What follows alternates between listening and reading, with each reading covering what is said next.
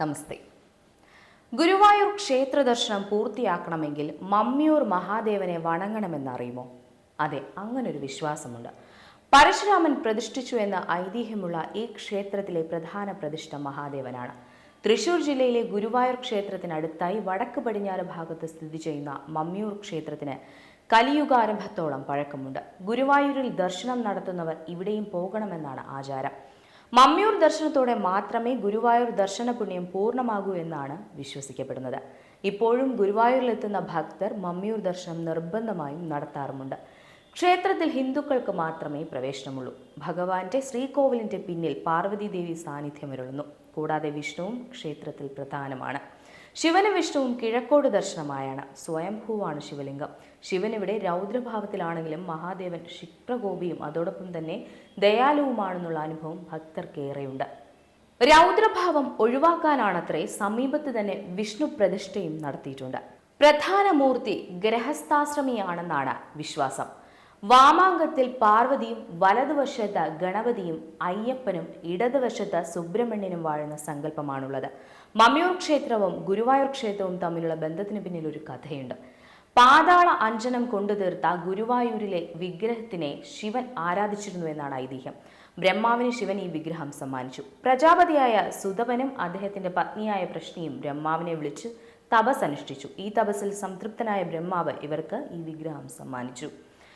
ഈ തപസ്സിൽ സംപ്രീതനായ ബ്രഹ്മാവ് ഇവർക്ക് ഈ വിഗ്രഹം സമ്മാനിച്ചു. വിഗ്രഹത്തെ അതിഭക്തിയോടെ ഇവർ ആരാധിക്കുന്നത് കണ്ട വിഷ്ണു ഇവരുടെ മുന്നിൽ അവതരിച്ച് വരം ചോദിക്കുവാൻ ആവശ്യപ്പെട്ടു. വിഷ്ണുവിനെ കണ്ട ആഹ്ലാദത്തിൽ ഇരുവരും 4 തവണ വിഷ്ണു സമാനനായ ഒരു മകനെ വേണമെന്ന് ആവശ്യപ്പെട്ടു.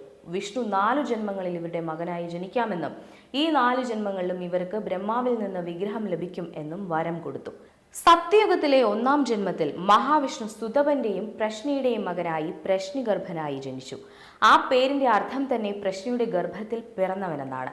പ്രശ്നിഗർഭൻ ലോകത്തിന് ബ്രഹ്മചാര്യത്തിന്റെ പ്രാധാന്യം പഠിപ്പിച്ചു കൊടുത്തു.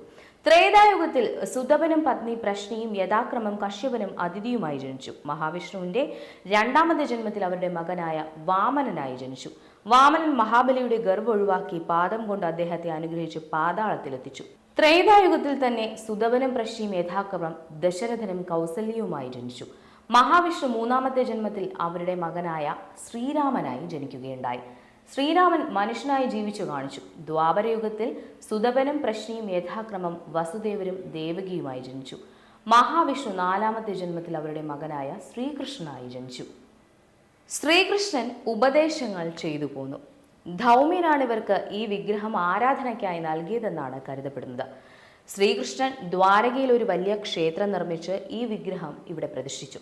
സ്വർഗാരോഹണ സമയത്ത് കൃഷ്ണൻ തന്റെ ഭക്തനായ ഉദ്ധവനോട് ഈ വിഗ്രഹം ദേവലോകത്തെ ഗുരുവായ ബൃഹസ്പതിയുടെയും വായുദേവന്റെയും സഹായത്തോടെ ഒരു പുണ്യസ്ഥലത്ത് പ്രതിഷ്ഠിക്കുവാൻ ആവശ്യപ്പെടുകയുണ്ടായി. ഗുരുവും വായുവും വന്ന ഊര് സ്ഥലം എന്നതിൽ നിന്നാണ് ഗുരുവായൂർ എന്ന സ്ഥലപ്പേരുണ്ടായത് എന്നാണ് കരുതപ്പെടുന്നത്.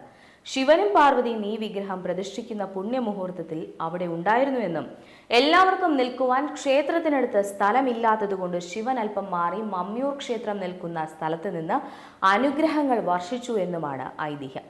ക്ഷേത്രത്തിൽ 3 പൂജയുണ്ട്. പുഴക്കര ചേനാസ് നമ്പൂതിരിയാണ് ഈ ക്ഷേത്രത്തിലെയും തന്ത്രി. ശിവരാത്രിയാണ് മുഖ്യ ആഘോഷം. വിഷ്ണുവിന് അഷ്ടമിരോഹിണി വിശേഷാൽ പൂജയും ആഘോഷങ്ങളുമുണ്ട്.